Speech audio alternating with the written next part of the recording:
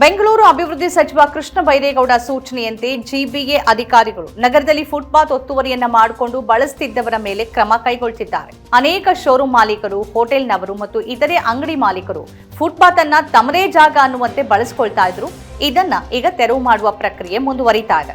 ಇದೇ ಹೊತ್ತಲ್ಲಿ ಮುಖ್ಯ ರಸ್ತೆಯಲ್ಲಿರುವ ಬೀದಿ ವ್ಯಾಪಾರಿಗಳನ್ನ ಸ್ಥಳಾಂತರ ಮಾಡುವ ಕೆಲಸ ಕೂಡ ಭರದಿಂದ ನಡೀತಾ ಇದೆ.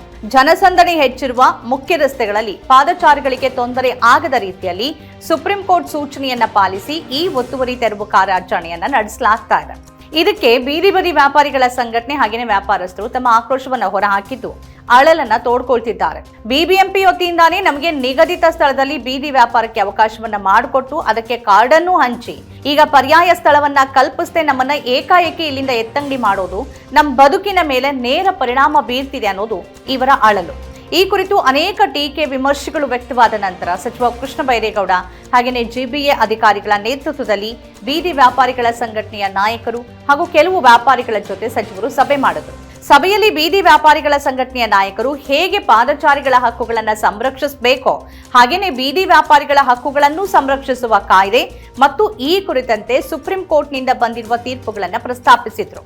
ಜೊತೆಗೆ ಹೊಸದಾಗಿ ಸಮೀಕ್ಷೆಯನ್ನ ನಡೆಸಿ ಹಾಗೆಯೇ ಟೌನ್ ವೆಂಡಿಂಗ್ ಕಮಿಟಿಯನ್ನ ರಚನೆ ಮಾಡಿ ಮತ್ತು ಬೀದಿ ವ್ಯಾಪಾರಿಗಳಿಗೆ ರೇಷನ್ ಕಾರ್ಡ್ ಕಡ್ಡಾಯಗೊಳಿಸೋದು ಇದರ ಬಗ್ಗೆ ತಮ್ಮ ಅಭಿಪ್ರಾಯಗಳನ್ನು ವ್ಯಕ್ತಪಡಿಸಿದ್ರು. ಸಚಿವರು ಬಹುತೇಕ ವಿಷಯಗಳಿಗೆ ಪೂರಕವಾಗಿಯೇ ಪ್ರತಿಕ್ರಿಯಿಸಿದ್ದು ಶೀಘ್ರದಲ್ಲೇ ಪಟ್ಟಣ ವ್ಯಾಪಾರ ಸಮಿತಿಯ ರಚನೆ ಹಾಗೆಯೇ ಹೊಸ ಸಮೀಕ್ಷೆಗೆ ಒಪ್ಪಿಗೆಯನ್ನ ಸೂಚಿಸಿದ್ದಾರೆ. ಪಾದಚಾರಿಗಳ ಹಕ್ಕುಗಳನ್ನ ರಕ್ಷಣೆ ಮಾಡುವುದು ಖಂಡಿತ ಸರಿ ಮತ್ತು ಅದಕ್ಕೆ ಸುಪ್ರೀಂ ಕೋರ್ಟ್ ನಿರ್ದೇಶನಗಳು ಇದೆ.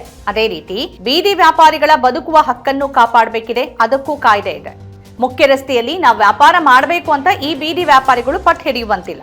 ಸರ್ಕಾರ ನಿಗದಿಪಡಿಸಿದ ಸ್ಥಳದಲ್ಲಿ ಅವರು ವ್ಯಾಪಾರವನ್ನ ಮಾಡ್ಕೊಳ್ಬಹುದು. ಆದ್ರೆ ಈ ಕಾರ್ಯಾಚರಣೆ ನಡೆಯೋ ಹೊತ್ತಿಗೆ ಬಿಬಿಎಂಪಿಯಿಂದಾನೇ ಕಾರ್ಡ್ ಅನ್ನ ಪಡೆದು ಮುಖ್ಯ ರಸ್ತೆಯಲ್ಲಿ ವ್ಯಾಪಾರ ಮಾಡ್ತಿರುವ ಬೀದಿ ವ್ಯಾಪಾರಿಗಳಿಗೆ ಸರ್ಕಾರ ಪರ್ಯಾಯ ವ್ಯವಸ್ಥೆಯನ್ನ ಕಲ್ಪಿಸದೆ ಕಾರ್ಯಾಚರಣೆಗಿಳಿದಿದ್ದು ಇದರ ಲೋಪ. ಅಂದ್ರೆ ಸರ್ಕಾರ ತೆಗೆದುಕೊಂಡಿರುವ ನಿಲುವು ಮತ್ತು ಕಾರ್ಯಾಚರಣೆ ಸರಿಯಾಗಿದೆ, ಆದರೆ ಅದನ್ನ ಜಾರಿ ಮಾಡ್ತಾ ಇರುವ ಸಂದರ್ಭದಲ್ಲಿ ಕೆಲವು ಎಚ್ಚರಿಕೆ ಮತ್ತು ಕ್ರಮಗಳನ್ನ ತೆಗೆದುಕೊಳ್ಬೇಕಿತ್ತು, ಅದನ್ನ ಮಾಡಿಲ್ಲ. ಇನ್ನು ಅನೇಕರು ಈ ಬೀದಿ ವ್ಯಾಪಾರಿಗಳ ಸ್ಥಳಾಂತರದ ಬಗ್ಗೆ ಮಿಶ್ರ ಪ್ರತಿಕ್ರಿಯೆಯನ್ನು ವ್ಯಕ್ತಪಡಿಸಿದ್ದಾರೆ.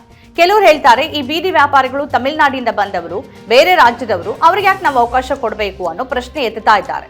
ಆದ್ರೆ ಬೆಂಗಳೂರಿನಲ್ಲಿರುವ ಐಟಿ-ಬಿಟಿ ಕಂಪನಿಗಳಲ್ಲಿ 60% ಹೆಚ್ಚಿನ ಜನ ಬೇರೆ ರಾಜ್ಯದವರೇ ದುಡಿತಿರುವಾಗ ಬೀದಿ ವ್ಯಾಪಾರಿಗಳ ವಿಷಯದಲ್ಲಿ ಮಾತ್ರ ಯಾಕೆ ಈ ಹೊರಗಿನವರ ಧೋರಣೆ ಅನ್ನೋ ಪ್ರಶ್ನೆ ಹೇಳುತ್ತೆ. ಇದರ ಜೊತೆ ಸಾರ್ವಜನಿಕ ಸ್ಥಳದಲ್ಲಿ ನಿಲ್ಲಿಸಿರುವ ವಾಹನಗಳ ಎತ್ತಂಗಡಿ ಕಾರ್ಯಾಚರಣೆ ಕೂಡ ಆರಂಭ ಆಗಿದೆ. ಹೀಗೆ ನಿಲ್ಲಿಸಿರುವಂತಹ ವಾಹನಗಳಿಗೆ ಮೊದಲು ನೋಟಿಸ್ ಅನ್ನು ಅಂಟಿಸಲಾಗುತ್ತೆ. 7 ದಿನಗಳಲ್ಲಿ ವಾಹನ ಮಾಲೀಕರು ಎಚ್ಚೆತ್ತುಕೊಂಡು ವಾಹನವನ್ನ ತೆರವುಗೊಳಿಸ್ತಾ ಇದ್ರೆ ಅದನ್ನ ಗುಜ್ರಿಗೆ ಹಾಕಲಾಗುತ್ತೆ. ಹೀಗೆ ಬೆಂಗಳೂರನ್ನ ಕ್ಲೀನ್ ಮಾಡೋ ಕೆಲಸಕ್ಕೆ ಕೃಷ್ಣ ಬೈರೇಗೌಡರು ಇಳಿದಿದ್ದಾರೆ. ಎಷ್ಟೋ ಕಡೆ ಫುಟ್ಪಾತ್ ಗಳಿಗೆ ಕಾಂಪೌಂಡ್ ಹಾಕೊಂಡಿರುವ ಉದಾಹರಣೆ ಕೂಡ ಇದೆ.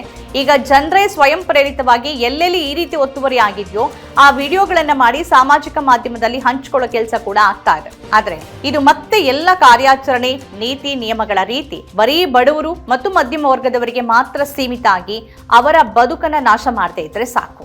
ಮಾಜಿ ಮುಖ್ಯಮಂತ್ರಿ ಸಿದ್ದರಾಮಯ್ಯನವರ ಕನಸಿನ ಕೂಸು ಜಾತಿ ಗಣತಿ 2-3 ಬಾರಿ ಸಮೀಕ್ಷೆಯಾಗಿ ಸರ್ಕಾರದ ಕೈ ಸೇರಿದ್ರೂ ಇನ್ನೂ ಬಿಡುಗಡೆ ಆಗಿಲ್ಲ. ಸಿದ್ದರಾಮಯ್ಯನವರು ಮುಖ್ಯಮಂತ್ರಿ ಹುದ್ದೆಯನ್ನ ಬಿಡುವ 2 ದಿನ ಮುಂಚೆ ಸಮೀಕ್ಷಾ ವರದಿಯನ್ನ ಸ್ವೀಕರಿಸಿದ್ರು. ಈಗ ಡಿಕೆ ಶಿವಕುಮಾರ್ ಮುಖ್ಯಮಂತ್ರಿ, ಅವರ ಸರ್ಕಾರ ಕ್ರಮ ತೆಗೆದುಕೊಳ್ಬೇಕಿದೆ. ಈ ಬಗ್ಗೆ ಬಿಜೆಪಿ ಶಾಸಕ ಸುನಿಲ್ ಕುಮಾರ್ ಸುದ್ದಿಗೋಷ್ಠಿಯನ್ನ ನಡೆಸಿ ಈ ಸಮೀಕ್ಷೆಯ ಬಗ್ಗೆ ಒಂದು ಸ್ಪಷ್ಟತೆ ಕೊಡಿ ಅಂತ ಆಗ್ರಹ ಮಾಡಿದ್ರು. ಜನರ ತೆರಿಗೆ ಹಣವನ್ನ ಬಳಸಿ 2-3 ಬಾರಿ ಸಮೀಕ್ಷೆ ಮಾಡಿದ್ದೀರಿ, ಇದು ಕಸದ ಬುಟ್ಟಿಗೆ ಹೋಗತ್ತಾ, ಕೋಲ್ಡ್ ಸ್ಟೋರೇಜ್ ನಲ್ಲಿ ಇರತ್ತಾ ಅಥವಾ ಬಿಡುಗಡೆ ಮಾಡ್ತೀರಾ? ಯಾವ್ದಾದ್ರೂ ಒಂದು ಸ್ಪಷ್ಟತೆಯನ್ನ ಕೊಡಿ ಅಂತ ಅವರು ಆಗ್ರಹ ಮಾಡಿದ್ದಾರೆ. ಇದು ಬಿಜೆಪಿಯ ಅಧಿಕೃತ ನಿಲುವೋ ಇಲ್ವೋ ಗೊತ್ತಿಲ್ಲ. ಆದ್ರೆ ಸುನಿಲ್ ಕುಮಾರ್ ಶಾಸಕರಾಗಿ ವಿಪಕ್ಷದ ಓರ್ವ ಪ್ರತಿನಿಧಿಯಾಗಿ ಬಹಳ ಮುಖ್ಯವಾದ ಜನರ ಸಮಸ್ಯೆ ಮತ್ತು ಜನರ ಪರವಾದ ಪ್ರಶ್ನೆಯನ್ನ ಸರ್ಕಾರದ ಮುಂದಿಟ್ಟಿದ್ದಾರೆ. ಕಾಂಗ್ರೆಸ್ ಎಷ್ಟರ ಮಟ್ಟಿಗೆ ದ್ವಂದ್ವ ನೀತಿಯನ್ನ ಅನುಸರಿಸುತ್ತೆ ಅನ್ನೋದಕ್ಕೆ ಈ ಸಮೀಕ್ಷಾ ವರದಿಗಿಂತ ಬೇರೆ ಉದಾಹರಣೆ ಬೇಕಿಲ್ಲ. ರಾಹುಲ್ ಗಾಂಧಿ ಅವರು ಕಳೆದ ವರ್ಷ ನಿರಂತರವಾಗಿ ಬಿಜೆಪಿಯ ಮೇಲೆ ಆರೋಪ ಮಾಡ್ತಾ ಇದ್ದಿದ್ದು ಅದು ಮೇಲ್ಜಾತಿಗಳ ಪಕ್ಷ, ಅಹಿಂದದ ಒಟ್ಟು ಜನಸಂಖ್ಯೆ ಮತ್ತು ಅವರ ಸ್ಥಿತಿಗತಿ ಪಕ್ಷಕ್ಕೆ ಬೇಕಿಲ್ಲ, ಅದಕ್ಕಾಗಿನೇ ಅದು ಜಾತಿ ಗಣತಿಯನ್ನ ನಡೆಸೋದಿಲ್ಲ, ನಾವು ಅಧಿಕಾರಕ್ಕೆ ಬಂದ್ರೆ ಜಾತಿ ಗಣತಿ ಮಾಡ್ತೀವಿ ಅಂತ ಭಾಷಣ ಮಾಡ್ತಿದ್ರು. ಅದೇ ಹೊತ್ತಿಗೆ ಅವರದ್ದೇ ಪಕ್ಷದ ಕರ್ನಾಟಕ ಸರ್ಕಾರದಲ್ಲಿ ಆ ಸಮೀಕ್ಷೆ ನಡೆಸಿದ್ರೂ ಕೂಡ ವರದಿ ಬಿಡುಗಡೆ ಆಗಿರಲಿಲ್ಲ. ಈ ಬಗ್ಗೆ ನಿರಂತರವಾಗಿ ಬಿಜೆಪಿ ಕಡೆಯಿಂದ ಕೂಡ ರಾಹುಲ್ ಗಾಂಧಿ ಹಾಗೆ ಕಾಂಗ್ರೆಸ್ ಪಕ್ಷಕ್ಕೆ ಪ್ರಶ್ನೆಗಳೆದ್ದಿದ್ವು. ಸಂಸತ್ತಿನ ಒಳಗೂ ಬಿಜೆಪಿ ನಾಯಕರು ಕಾಂಗ್ರೆಸ್ ಅನ್ನ ಈ ಬಗ್ಗೆ ಪ್ರಶ್ನೆ ಮಾಡಿದ್ರು. ಕರ್ನಾಟಕದಲ್ಲಿ 2015ರಲ್ಲಿ ಮೊದಲ ಸಮೀಕ್ಷೆ ನಡೆದ್ರೂ ಅದು ಸರ್ಕಾರಕ್ಕೆ ಸಲ್ಲಿಕೆ ಆಗಲಿಲ್ಲ. ಕೊನೆಗೆ ಜಯಪ್ರಕಾಶ್ ಹೆಗಡೆ ಅವರು ಅಂತೂ ಒಂದು ವರದಿಯನ್ನು ಸಿದ್ಧಪಡಿಸಿ ಸಿದ್ದರಾಮಯ್ಯನವರ ಕೈಗಿಟ್ರು. ಈ ಸಮೀಕ್ಷಾ ವರದಿ ಬಗ್ಗೆ ಈಗಿನ ಮುಖ್ಯಮಂತ್ರಿ ಡಿಕೆ ಶಿವಕುಮಾರ್ ಅವರನ್ನು ಒಳಗೊಂಡಂತೆ ದಿವಂಗತ ಶಾಮನೂರು ಶಿವಶಂಕರಪ್ಪ ಮತ್ತು ಇತರ ಒಕ್ಕಲಿಗ ಮತ್ತು ಲಿಂಗಾಯತ ಶಾಸಕರು ಹಾಗೆಯೇ ಸಚಿವರು ತೀವ್ರ ವಿರೋಧ ವ್ಯಕ್ತಪಡಿಸಿದರು. ತಮ್ಮ ಹೈಕಮಾಂಡ್ಗೂ ಈ ಬಗ್ಗೆ ದೂರನ್ನ ಸಲ್ಲಿಸಿದ್ರು. ಇದೆಲ್ಲದರಿಂದ ಮತ್ತು ಬಿಜೆಪಿ ನಾಯಕರ ಒತ್ತಾಯದಿಂದ ಕಾಂಗ್ರೆಸ್ ಹೈಕಮಾಂಡ್ ನೀವು ಮತ್ತೊಮ್ಮೆ ಸಮೀಕ್ಷೆ ನಡೆಸಿ ಅಂತ ಸಿದ್ದರಾಮಯ್ಯನವರ ಸರ್ಕಾರಕ್ಕೆ ಸೂಚಿಸಿತು. ಕಳೆದ ವರ್ಷ ಅಕ್ಟೋಬರ್ನಲ್ಲಿ ಆತುರಾತುರವಾಗಿ ಸಿದ್ದರಾಮಯ್ಯನವರು ಮತ್ತೊಮ್ಮೆ ಸಮೀಕ್ಷೆನ ನಡೆಸೋಕೆ ಹಿಂದುಳಿದ ಆಯೋಗಕ್ಕೆ ಸೂಚಿಸಿದ್ರು. ಅದರಂತೆ ಸಮೀಕ್ಷೆ ಸಿದ್ಧ ಆಯಿತು. ಆದ್ರೆ ಆ ಸಮೀಕ್ಷಾ ವರದಿ ಸರ್ಕಾರದ ಕೈ ಸೇರ್ಲೇ ಇಲ್ಲ. ಕೊನೆಗೆ ಸಿದ್ದರಾಮಯ್ಯನವರು ಕುರ್ಚಿ ಬಿಡೋದು ಪಕ್ಕಾ ಆದಾಗ ಈ ವರದಿಯನ್ನ ಸ್ವೀಕಾರ ಮಾಡಿದ್ರು. ಸದ್ಯ ಈಗ ಸರ್ಕಾರದ ಬಳಿ ರಾಜ್ಯ ಹಿಂದುಳಿದ ಆಯೋಗದ ಇಲಾಖೆ ಸಲ್ಲಿಸಿರುವ ಆರ್ಥಿಕ, ಸಾಮಾಜಿಕ ಮತ್ತು ಶೈಕ್ಷಣಿಕ ಸಮೀಕ್ಷಾ ವರದಿ ಇದೆ. ಅದರ ಮುಖ್ಯಸ್ಥರು ಮುಖ್ಯಮಂತ್ರಿ ಡಿಕೆ ಶಿವಕುಮಾರ್.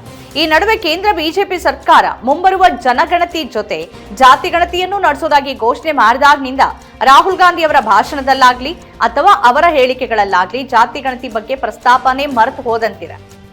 3 ಬಾರಿ ಜನರ ತೆರಿಗೆ ಹಣವನ್ನ ಸುನಿಲ್ ಕುಮಾರ್ ಅವರ ಹೇಳಿಕೆಯಲ್ಲಿ 450 ಕೋಟಿ ಅಂತ ಅವರು ಪ್ರಸ್ತಾಪ ಮಾಡಿದ್ದಾರೆ. ಇಷ್ಟು ಹಣ ಬಳಸಿಕೊಂಡು ಸಮೀಕ್ಷೆಯನ್ನ ಸಿದ್ಧಪಡಿಸಿದಾಗ ಆ ವರದಿಯನ್ನ ಬಿಡುಗಡೆ ಮಾಡಬೇಕಲ್ವಾ? ಸಿದ್ದರಾಮಯ್ಯನವರ ಮೇಲೆ ಇಡೀ ಅಹಿಂದ ವರ್ಗ ಇಟ್ಟಿದ್ದ ನಿರೀಕ್ಷೆಯನ್ನ ಸುಳ್ಳಾಗಿಸಿ ಅವರು ಹುದ್ದೆ ತೊರೆದ್ರು. ಅವರ ಅಧಿಕಾರದ ಅವಧಿಯಲ್ಲಿ ಅವರು ಮಾಡಬಹುದಾಗಿದ್ದ ಆ ವರ್ಗಕ್ಕೆ ಬಹುದೊಡ್ಡ ಕೆಲಸ ಅಂತಂದ್ರೆ ಅದು ಈ ಸಮೀಕ್ಷಾ ವರದಿಯನ್ನ ಬಿಡುಗಡೆ ಮಾಡಿ ಅದನ್ನ ಜಾರಿಗೊಳಿಸೋದು. ಆದ್ರೆ ಒಂದು ಅರ್ಥದಲ್ಲಿ ಅವರು ಈ ವರ್ಗಕ್ಕೆ ಅನ್ಯಾಯ ಮಾಡಿ ಮತ್ತು ಅವರ ನಿರೀಕ್ಷೆಗಳನ್ನ ಸುಳ್ಳಾಗಿಸಿ ಹುದ್ದೆಯಿಂದ ಕೆಳಗಿಳಿದ್ರು. ಅವರ ಬೆಂಬಲಿಗರ ಅನೇಕರು ಹೇಳ್ತಾರೆ ಸಿದ್ದರಾಮಯ್ಯನವರು ದೇವರಾಜ ಅರಸು ಅವರ ರೀತಿ ಅಹಿಂದ ವರ್ಗದ ಕಲ್ಯಾಣಕ್ಕಾಗಿ ಶ್ರಮಿಸಿದ್ರು ಅಂತ. ಕನಿಷ್ಠ ಅವರ ಪರವಾಗಿ ಒಂದು ಸಮೀಕ್ಷಾ ವರದಿಯನ್ನ ಬಿಡುಗಡೆ ಮಾಡಿ ಅದನ್ನ ಜಾರಿ ಮಾಡಲಾಗದ ಸಿದ್ದರಾಮಯ್ಯನವರಲ್ಲಿ ಅಹಿಂದ ವರ್ಗಕ್ಕೆ ಹೊಸ ಬದುಕು ನೀಡಿದ ದೇವರಾಜ ಅರಸು ಅವರಲ್ಲಿ ಬಿಜೆಪಿಯ ಸುನಿಲ್ ಕುಮಾರ್ ಅವರ ಆಗ್ರಹ ಸರಿಯಾಗಿನೇ ಇದೆ. ರಾಜ್ಯ ಸರ್ಕಾರ ಜನರ ತೆರಿಗೆ ಹಣವನ್ನ ಈ ರೀತಿ ಪೋಲ್ ಮಾಡೋದಕ್ಕೆ ಬರೋದಿಲ್ಲ. ಅವರು ಜನರಿಗೆ ಉತ್ತರದಾಯಿಗಳು. ಸಮೀಕ್ಷಾ ವರದಿಯನ್ನ ಸ್ವೀಕರಿಸ್ತಿರೋ ಅದನ್ನ ಬಹಿರಂಗಪಡಿಸ್ತಿರೋ ಇಲ್ವೋ ಅದರ ಬಗ್ಗೆ ಸ್ಪಷ್ಟತೆಯನ್ನ ಕೊಡಬೇಕಿದೆ. ಈ ಜವಾಬ್ದಾರಿ ಈಗ ಮುಖ್ಯಮಂತ್ರಿ ಡಿಕೆ ಶಿವಕುಮಾರ್ ಅವರ ಮೇಲಿದೆ. ಈ ನಡುವೆ ರಾಜ್ಯದ ಅನೇಕ ಸಂಘಟನೆಗಳು, ಪ್ರಗತಿಪರ ಹೋರಾಟಗಾರರು, ಚಳುವಳಿಗಾರರು ಈ ಬಗ್ಗೆ ಪ್ರಶ್ನೆ ಎತ್ತಬೇಕಿದೆ. ಆದ್ರೆ ಅವರು ಯಾಕೆ ಮೌನಕ್ಕೆ ಜಾರಿದ್ದಾರೋ ಗೊತ್ತಾಗ್ತಾ ಇಲ್ಲ.